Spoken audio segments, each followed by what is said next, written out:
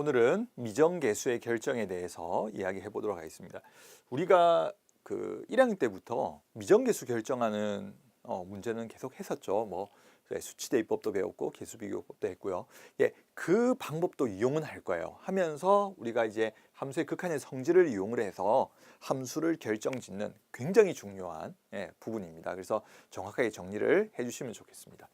자, 두 함수 fx, gx에 대해서 자, x가 a로 갈 때 gx분의 fx의 극한값이 알파라고 합니다. 그러니까 수렴한다는 뜻이죠. 수렴을 할 때 만약에 분모가 0을 향해서 간다면 분자도 0으로 가야겠죠. 당연한 거예요. 그러니까 좀 이따 다시 유도는 해볼게요. 그러니까 그러니까 극한값을 가집니다. 가지는데 0으로 간다. 그런데 만약에 fx가 무한대로 가거나 아니면 그냥 숫자로 간다, 상수로 간다고 생각했어요. 어떤 값을 향해서 0으로 가는데 1을 향해서 가요. 그럼 0분의 1은 무한대로 갈 거 아니에요. 근데 우리가 여기 수렴한다고 했거든요. 이 수렴은 양의 무한대나 음의 무한대로 가는 것은 제외죠. 그렇기 때문에 지금처럼 이 함수 gx분의 fx가 극한값을 가진다라고 하는데 분모가 0을 향해서 간다면 당연히 분자도 반드시 0을 향해서 가야 된다는 사실입니다. 우리 확인해 볼까요? 자, 리미트 x가 a로 갈 때 자, fx의 극한값을 구해 보겠습니다. 자, 우리는 자, 수렴하는 단위를 이용해야겠죠? 자, 그래서 우리가 gx분의 fx를 알고 있으니까 이렇게 적을까요? gx분의 fx 그리고 곱하기 gx. 그러면 좌우의 식이 똑같죠. 자, 이때 지금 이 값도 알파로 수렴을 하고요. gx도 0으로 수렴하니까 극한의 성질에 따라서 나눌 수 있죠. 분리가 가능합니다. x분의 fx 자, 곱하기 리미트 자, x가 a로 갈 때 gx로 나눌 수 있을 거예요. 자, 그러면 이 x가 a로 갈 때 gx분의 fx는 알파로 가죠. 그죠? 자, x가 a로 갈 때 gx는 0으로 가네요. 그럼 알파 곱하기 0은 0이 되겠죠. 그죠? 그래서 우리가 충분히 이 부분은 알 수 있겠죠. 그래서 지금 제가 연산을 통해서도 한번 확인을 시켜드렸지만 실제로 우리가 잘 생각해보면 지금까지 하던 거잖아요. 0분의 0꼴이에요. 분모가 0으로 가는데 분자가 0으로 안 가면 수렴할 수가 없겠죠. 그래서 이 성질 굉장히 중요합니다. 자, 두 번째는요. 자, 이번에는 동일해요. gx분의 fx가 알파로 가는데 이때 알파가 0이 아니어야 됩니다. 왜 그러냐면 지금은 분자가 0으로 가는 거예요. 분자가 0으로 갈 때 분모도 0이다라는 성질을 하고 싶은데 예를 들어 이렇잖아요. 알파가 만약 0이라면 알파가 0이라고 생각을 하면 실제로 이 gx는 0으로 안 가지만 fx만 0으로 가서 0이 되는 경우도 있겠죠. 자, 그런 경우도 있습니다. 그런데 지금은 알파가 0이 아니기 때문에 fx가 0으로 가는데 그러면 이 값이 어떤 다른 값으로 가버리면 예를 들어 3으로 간다 생각하면 3분의 0은 0이잖아요. 근데 알파가 0이 아니라고 했기 때문에 반드시 gx도 0이어야 된다는 사실입니다. 알겠죠? fx가 0이면 x가 a로 갈 때 gx의 극한값도 0이라는 이야기예요. 자, 이것도 한번 확인을 한번 해볼까요? 자, 이렇게 할게요. 이번에는 자, x가 a로 갈 때 gx입니다. 자, 이 식을 변형해서 나눌 건데 자, 어떻게 하면 gx를 만들어낼까요? 근데 우리가 알고 있는 걸 써야 되잖아요. 그러면 이렇게 하죠. 자, gx분의 fx를 분모에다 넣고요. 위에 fx를 넣어주시면 약분이 되고 gx가 올라와서 같은 식이네요. 자, 이때 우리가 나누고 싶어요. 근데 나누고 싶은데 이렇게 나누려면 약속이 하나 필요하네요. 이번에는 뭔지 아시겠나요? 그죠? 분모가 0으로 가면 안 돼요. 근데 이제 우리가 이 값이 지금 알파로 가는데 알파가 0이 아니라고 했기 때문에 괜찮네요. 그래서 얘가 알파분의 0이 되겠죠? 그래서 0인 겁니다. 0으로 안 갑니다. 자, 이렇게 돼 있으니까요. 그죠? 그래서 이 값이 0으로 간다는 것을 확인을 해 드렸습니다. 이해하시겠죠? 자, 세 번째는 알파가 0으로 안 갈 때 자, x가 a로 갈 때 fx가 무한대로 간다고 합니다. 여기가 무한대로 가요. 그러면 gx도 반드시 무한대로 가야겠죠. 왜 그러냐면 여기가 무한대로 가는데 여기가 상수로 가버리면 그냥 양의 무한대 또는 음의 무한대로 발산해 버리겠죠. 그래서 분자가 무한대로 간다면 수렴하기 위해서는 분모도 반드시 무한대로 가야 된다. 이건 뭐 충분히 이해하시겠죠. 그래서 이 상황을 잘 이해하셔야 우리가 문제를 풀 수 있습니다. 자, 1번부터 볼까요? 자, 두 문제를 확인할 건데요. 조금 계산이 복잡합니다. 그래서 집중을 하셔가지고 잘 확인을 해주시면 좋겠습니다. 자, x가 1로 갈 때 x-1의 제곱이 분모에 있어요. 자, 그러면 우리가 생각해 보세요. 우리가 0분의 0꼴이죠. 왜 그러냐면 극한값을 가지기 때문에 0분의 0꼴이에요. 0분의 0꼴은 우리가 약분을 해야 되죠. 그럼 만약에 위에 x-1이라는 인수 하나만 있으면 약분을 하고 나서도 다시 분모에 x-1이 남아버리잖아요. 아, 그러니까 당연히 위에 x-1의 제곱이 남아 있어야 됩니다. 그죠? 위에 분자에 x-의 제곱이 있어야 약분을 할 거 아니에요. 그러니까 우리는 이 식을 이렇게 단정 지을 수 있을 것 같아요. 자, 이 인수를 가집니다. 인수정리 기억나시죠?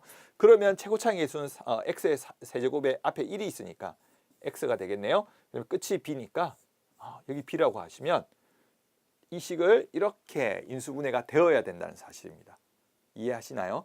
자, 그런데 그러면 우리가 이제 이렇게 약분이 돼서 그죠?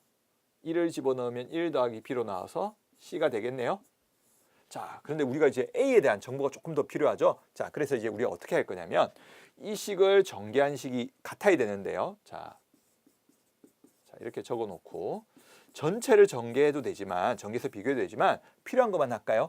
지금 2창의 개수가 0이죠. 그럼 여기서도 2창의 개수가 0이 될 거예요. 그러면 2창은 이렇게 한번 이렇게 한번 그래서 b-2의 x제곱이 되겠네요.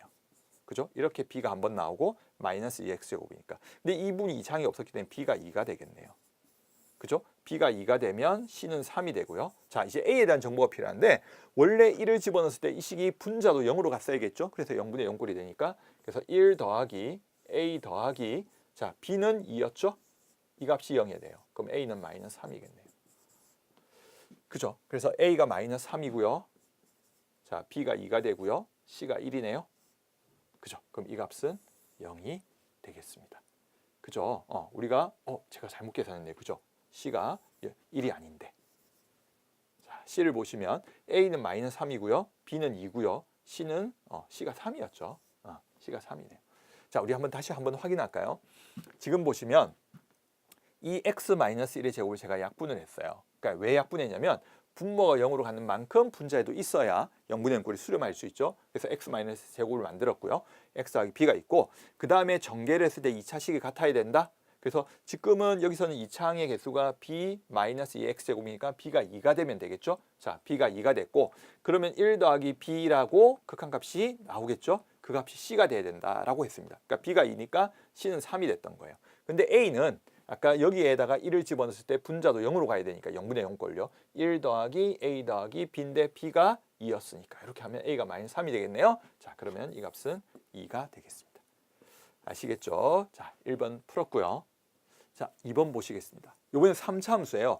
오히려 2번이 더 많이 나오는 형태죠. 3차 함수 fx에 대해서 자, 이렇게 극한값이 정의가 돼 있어요. 자, 그런데 봤더니 분모가 0으로 간대요. 근데 분자도 그러니까 이 극한값 1로 가지려면 우리가 아까 성질의 미정계수 결정하는 우리 기본 성질에 의해서 이것도 0으로 가야겠죠.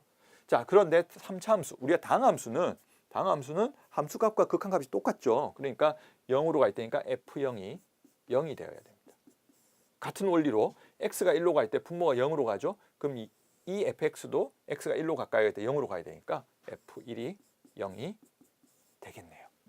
되시겠죠? 자, 그러면 결국에는 우리가 인수정리를 통해서 f0이 0이고 f1이 1이면 fx는 x와 x-1이라는 인수를 가지겠네요. 자, 그래서 fx는 x-1이라는 인수를 가지고요. 자, 3차식이었죠. 3차식인데 최고차의 개수를 모르니까 ax 더하기 b라고 이렇게 적어주시면 우리는 이제 3차 함수에서 미정계수가 2개가 남은 거예요. 그 2개를 해결할 거는 다시 이 식에 넣어서 해결을 해주면 되겠네요. 자, 첫 번째 식은 자, x가 0으로 갈 때 자, x분의 자, x에 x-1에 ax 더하기 b를 집어넣으시면 그죠? 이렇게 약분이 되겠네요. 자, 0을 집어넣으시면 마이너스에 0 마이너스 b가 되겠네요. 보이시죠? 자, 이 값이 1이에요. 그래서 b는 마이너스 1이다. 이렇게 하나 나왔고요. 자, 이 식에 한 번 더 집어넣을까요? 자, x가 1로 갈 때 자, x-1에 자, x에 x-1에 ax 더하기 b인데 b가 마이너스 1이었죠? 자, 이렇게 적을까요? 이렇게 약분이 되죠. 그럼 1로 들어가면 a 마이너스 1이 되고요. 자, 이때 값이 1이었기 때문에 a는 2가 되겠네요. 이렇게 해서 우리가 함수를 다 결정을 했어요. 그러면 x의 x 마이너스 1에 2x 마이너스 1이 되겠네요. 되시죠? 자, 그러면 이제 우리는 F3을 구해야 되네요. F3은 자, 3, 자, 2, 자, 2, 3은 6에서 1을 빼니까 5가 되겠죠? 아, 그러면 30이라는 값이 나오겠네요. 이해하시겠죠? 그래서 F3이 30인 것을 확인할 수 있었습니다. 이해되시죠? 자, 그래서 우리가 미정계수 결정하는 방법은 우리가 조금 전에 정리했던 이 이야기들, 그죠? 특히 분모가 0으로 갈 때, 분모가 0으로 갈 때 분자가 0으로 간다는 사실을 굉장히 적극적으로 활용을 해서 문제를 해결할 수 있을 겁니다. 꼭 한번 잘 정리해 주세요. 오늘은 여기까지 하도록 하겠습니다.